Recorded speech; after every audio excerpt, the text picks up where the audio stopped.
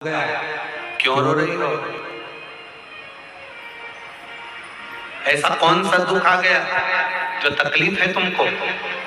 पार्वती जी ने पूछा।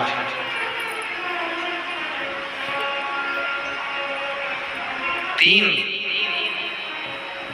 शिवजी की करुणा का गुणगान करने के लिए तीन, जब आप तकलीफ में होते हो तो तीन, शंकर को जल चढ़ाने वाला, एक लोटा जल चढ़ाने वाले के पास तीन को भगवान शिव अवश्य भेजते हैं। दुख को समाप्त करने से पहले तीन को मेरा शंकर आपके दरवाजे पर जरूर भेजता है। पहले नंबर पर मां आदिशक्ति दुर्गा को आपकी पड़ोसन के रूप में, आपके रिश्तेदार के रूप में, आपके कुटुंबी के रूप में, आपके संबंधियों के रूप में, किसी ना किसी के रूप में आपके पास भेजकर बोलेंगे, क्यों घबराती हो, क्यों चिंता करती हो, क्यों टेंशन लेती हो? मैंने सुना है कथा में बाबा ने ये बताया था, एक काम कर, एक बेलपत्र, एक दुर्वा लेकर जा, बताएगी, आएगी, बैठेगी, सुंदर, उस दिन उसका चेहरा देखोगे आप तो आपको लगेगा ये मेरी पड़ोसन नहीं हो सकती। उसका चेहरा देखोगे तो आपको लगेगा ये मेरी देवरानी नहीं, ये मेरी जेठानी नहीं, ये मेरी ननंद नहीं, ये मेरा रिश्तेदार नहीं। आज इसका चेहरा कुछ और बोल रहा होगा। जब होगी तब कोई तुम्हारे कहेगा, धीरे से, सामने नहीं आएगा तो सुंदर स्वरूप धारण कर कर स्वप्न में आकर कहेगा। ऐसा लगेगा कोई तुम्हें जगा कर कह रहा है कि तू घबराना मती, तू ये कर लेना, समझ लेना मेरे बाबा ने अपनी अर्धांगिनी पार्वती को तुम्हारे पास भेज दिया। मेरे शिव ने अपनी पत्नी को तुम्हारे पास भेज दिया, अपनी अर्धांगिनी को भेज दिया। दूसरे नंबर पर मेरे भोले बाबा, मेरे शंकर, मेरे त्रिकालदर्शी, मेरे करुणा सागर, मेरे शंकर दूसरे नंबर पर अपने गण भृंगी को भेज देते। अभी जो आप कथा चाकरवाड़ी बीड़ में श्रवण करेंगे ना, वहां पर 1 बजे से 4 बजे तक, उसमें कथा में आप सुनेंगे भृंगी क्या क्या करता है। शिव जी के गण श्रृंगी और भृंगी का कर्म क्या?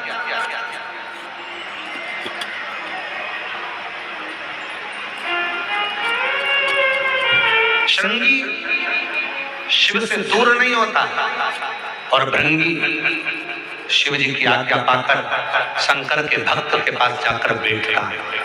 शिव जी अपने दूसरे पात्र को भेजते हैं भृंगी को। जब आप चाकरवाड़ी बीड़ में 8 तारीख से 14 जून तक, 8 जून से 14 जून तक कथा सुनेंगे 1 बजे से 4 बजे तक, तो उसमें भृंगी के चरित्र का स्मरण करेंगे। भृंगी दूसरे नंबर पर जाता है। उसका काम क्या है? भृंगी का कर्म क्या है? तो कहा भृंगी कभी भी सामने अपने प्रतिबिंब से नहीं आता, किसी का स्वरूप धर कर नहीं आता। भृंगी आपके हृदय में आकर भीतर से बोलने का प्रयास करता है। ये काम गलत हो रहा है, इसको रोक ले। तेरा मन से अंदर से बोलने का प्रयास करेगा, एक काम कर, तू वहां चले जाए, ऐसा हो सकता है, तू ऐसा कर ले, तू ऐसा कर ले, और बताने का प्रयास करेगा, और आपको ले जाने का प्रयास करेगा, उस तक ले जाने का प्रयास करेगा कि ये कर्म कर, ये कर्म कर।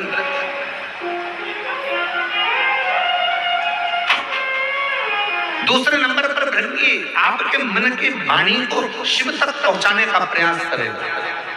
और तीसरे नंबर पर भगवान शंकर अपने भक्त का दुख हरने से पहले तीसरे नंबर पर भेज देते हैं अपने नंदीश्वर को, अपने नंदी गण को मेरे शिव भेजते हैं। नंदी का काम क्या है? जैसे ही नंदी आता है, कोई व्यक्ति के रूप में, किसी रूप में, किसी फोन के रूप में, किसी कॉल के रूप में, किसी पत्र के रूप में, किसी मैसेज के रूप में, जब नंदी तुम्हारे घर में प्रवेश करता है तब वो तुम्हारे रास्ते को क्लीन कर देता है, रास्ते को साफ कर देता है, उसको मार्ग प्रशस्त कर देता है। पहुंच गई मां पार्वती। सावित्री की मां रो रही थी। सावित्री बेहोशी में पड़ी थी, होश नहीं था, मूर्छा में थी। पहुंच गई सावित्री, मां रो रही थी। पार्वती जी ने जाकर कहा, क्यों रोती हो? क्यों? किस लिए रो रही हो? मेरी बेटी का तबीयत ठीक नहीं, मेरी बेटी का स्वास्थ्य ठीक, बहुत दुखी है। मैंने मना करा था इसको कि मत चल, शिव मंदिर मत चल। मेरी बेटी कहती है कोई डॉक्टर बड़ा वीआईपी होता है, कोई डॉक्टर बड़ा महंगा होता है, तो वो अपने घर पर चेकअप के लिए नहीं आता, मरीज को उस डॉक्टर के पास जाना पड़ता है। इसलिए मेरी बेटी जिसका शरीर ठीक नहीं है, आज मेरी बेटी यहाँ बाबा को, महाकाल राजा को एक लोटा जल चढ़ाने आई थी। पर छिपरा के जल के अंदर से जब छिपरा का जल भरकर मेरी बेटी चलने लगी, तब मेरी बेटी को चक्कर आया और वो गिर गई है। पार्वती जी कहती हैं क्यों चिंता करती है, क्यों चिंता करती है? एक वेद को मैं जानती हूं और वो वेद साधारण नहीं। पार्वती जी बोली वो वेद ऐसा है, औषधि मंत्र के रूप में दे देता है। अब उसको क्या मालूम कि दुनिया का सबसे बड़ा मंत्र त्र्यंबक मंत्र, जो एक बार त्र्यंबक मंत्र अगर जीव को मिल जाता है तो जीव वैसे ही स्वस्थ हो जाता है। अब पार्वती जी कह रही है मैं वेद जी को जानती हूँ, अगर बोलो तो उस वेद जी को मैं लेकर आता, अगर तुम कहो तो मैं वेद को भेज देती।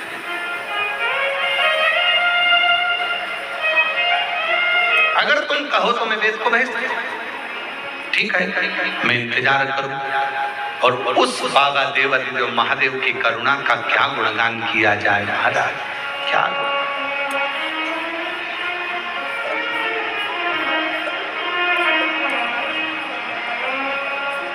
शिव जी मेरे ओघड़दानी मेरे शंभु। पार्वती जी कहकर गई और मेरे शंकर भगवान आज एक वेद का रूप धरकर महाकाल राजा, कल आपको कथा में कहा था सजीव है महाकालेश्वर, सजीव है विश्वनाथ, सजीव है केदारनाथ। आज मेरे बाबा उस महाकालेश्वर बाबा अपने मंदिर से, अपने शिवालय से बाहर निकल गए, वेद का रूप धारण कर लिया और वेद का रूप धारण कर कर, वेद का रूप धरकर सुंदर मेरे बाबा ने एक हाथ में खप्पर है, दूसरे हाथ में औषधियां हैं और मेरे महामृत्युंजय मेरे शंकर वेद का रूप धर कर चल दिया। वो एक स्मरण आता है।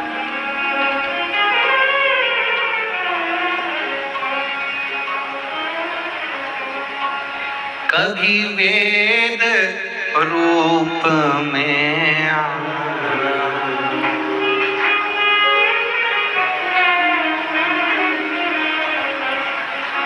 संग औषधि पितारा लाना, खप्पर हाथ लेके डमरू साथ लेके चले आना, भोले जी चले आना।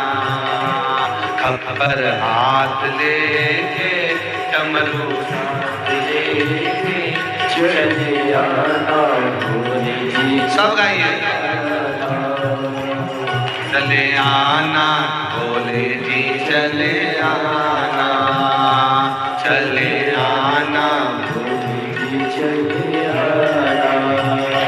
विश्वनाथ बन के भोलेनाथ बन के चले आना, भोले जी चले आना।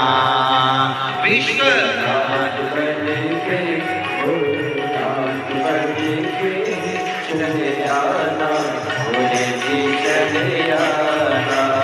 बड़े भाव से दोनों हाथों से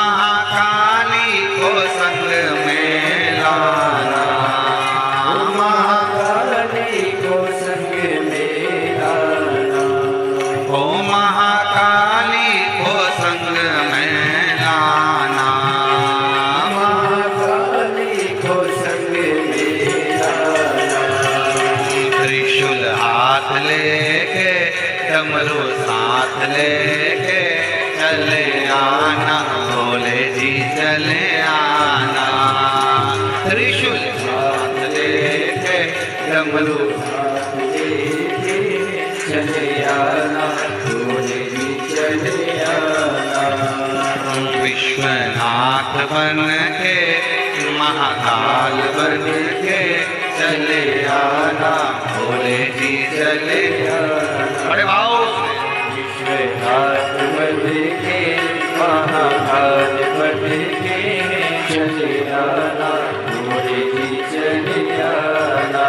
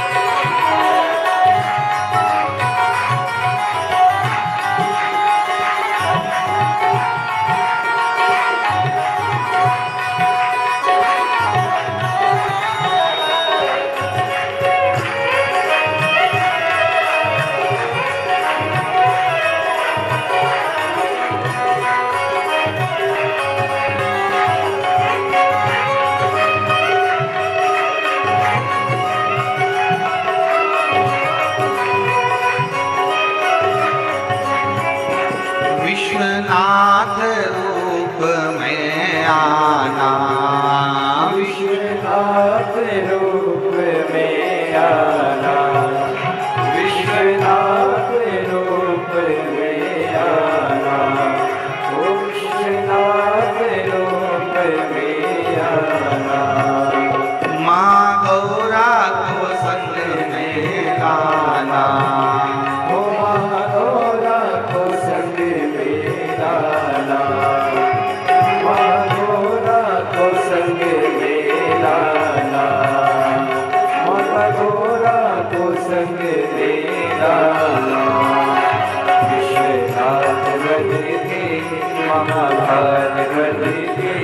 चले आना, भोले जी चले आना।